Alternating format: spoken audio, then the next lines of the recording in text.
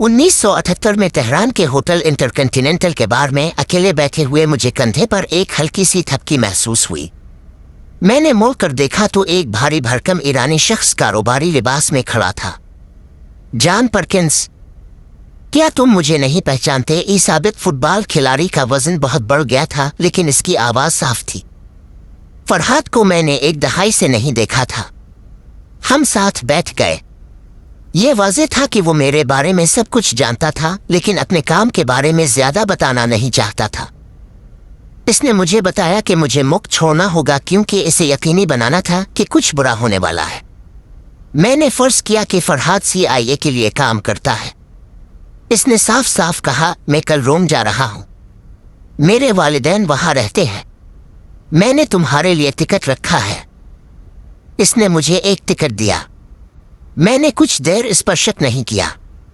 میرا ایک کام تھا لیکن میں نے سمجھ لیا کہ اس کا ایک حصہ مصیبت سے بچنا اور زندہ رہنا تھا۔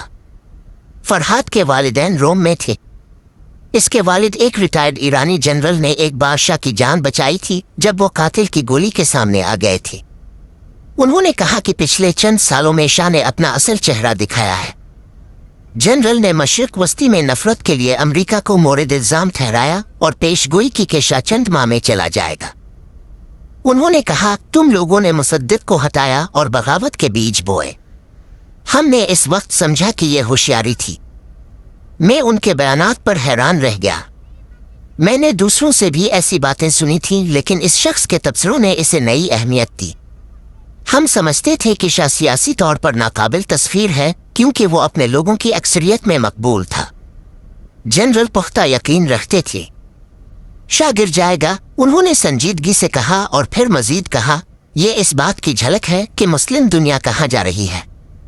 ہمارا غصہ بہت عرصے سے سین لگ رہا ہے، جلد ہی یہ پھٹ پڑے گا۔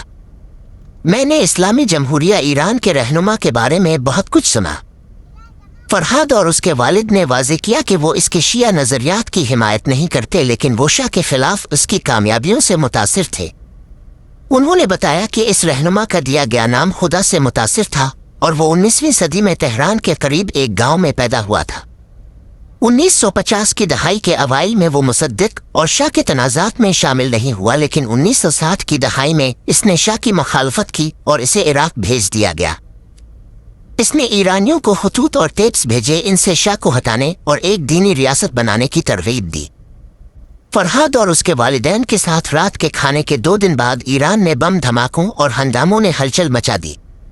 ملا جلد ہی علاقے پر قابض ہو گئے۔ اس کے بعد چیزیں تیزی سے بدلے۔ فرحاد کے والد نے جو غصہ بیان کیا تھا وہ بغاوت میں پھٹ پڑا۔ شاہ جنوری 1979 میں اپنے ملک سے فرار ہو گیا اور نیویارک میں اسے کینسر کی تشخیص ہوئی۔ اسلامی دنیا کے رہنما کے پیروکاروں نے اس کی واپسی کا مطالبہ کیا۔ نومبر 1979 میں تہران میں امریکی سفارت خانے پر ایک اسلامی ہجوم نے قبضہ کر لیا اور 52 امریکیوں کو 1 سال سے زیادہ عرصے تک یرغمال بنائے رکھا۔ اس نے ایک فوجی بچاؤ مشن کی اجازت دی جو ناکام ہو گیا۔ یہ ایک تباہی تھی اور وہ ہتھوڑا تھا جس نے کارٹر کے تابوت میں آخری کیل ٹھونک دی۔ شاہ کو زبردست دباؤ کی وجہ سے امریکہ چھوڑنا پڑا۔ تہران سے فرار ہونے کے بعد اسے گھر ڈھونڈنے میں مشکل پیش آئی۔ جنرل توریجوس نے شاہ کی سیاست سے ناپسندیدگی کے باوجود اسے پاناما میں پناہ کی پیشکش کی۔ شاہ کو اسی ریزورٹ میں پناہ ملی جہاں حال ہی میں نئی پاناما نہر کے معاہدے پر مذاکرات ہوئے تھے۔ ملو نے یرغمالیوں کے بدلے شاہ کی واپسی کا مطالبہ کیا۔ واشنگٹن میں نہر کے معاہدے کی مخالفت کرنے والوں نے پانامانی کو بدعنوانی اور امریکی شہریوں کی جانوں کو خطرے میں ڈالنے کا الزام لگایا۔ انہوں نے شاہ کو حوالے کرنے کا بھی مطالبہ کیا۔ شاہ چند ہفتوں پہلے تک اپنے سب سے وفادار حامیوں میں سے ایک تھا۔ شاہ بادشاہوں کا بادشاہ مصر میں کینسر سے انتقال کر گیا۔ ڈاکٹر نے پیش گوئی کی تھی کہ یہ سچ ہو جائے گا۔ ہمارے بہت سے حریفوں نے ایران میں پیسہ کھو دیا۔ کارٹر دوبارہ صدر منتخب نہ ہو سکے۔ ریگن بش انتظامیہ نے واشنگٹن آنے پر یرغمالیوں کو آزاد کرانے، ملوں کو گرانے اور ایران میں جمہوریت واپس لانے کا وعدہ کیا۔ میرے لیے اسباق ناقابل تردید تھے۔ ایران نے دکھایا کہ امریکہ اپنے عالمی کردار کو نظر انداز کرنے کی کوشش کر رہا تھا۔ یہ ناقابل فہم تھا کہ ہم شاہ اور اس کے خلاف اٹھنے والی نفرت کے بارے میں اتنا ناواقف تھے۔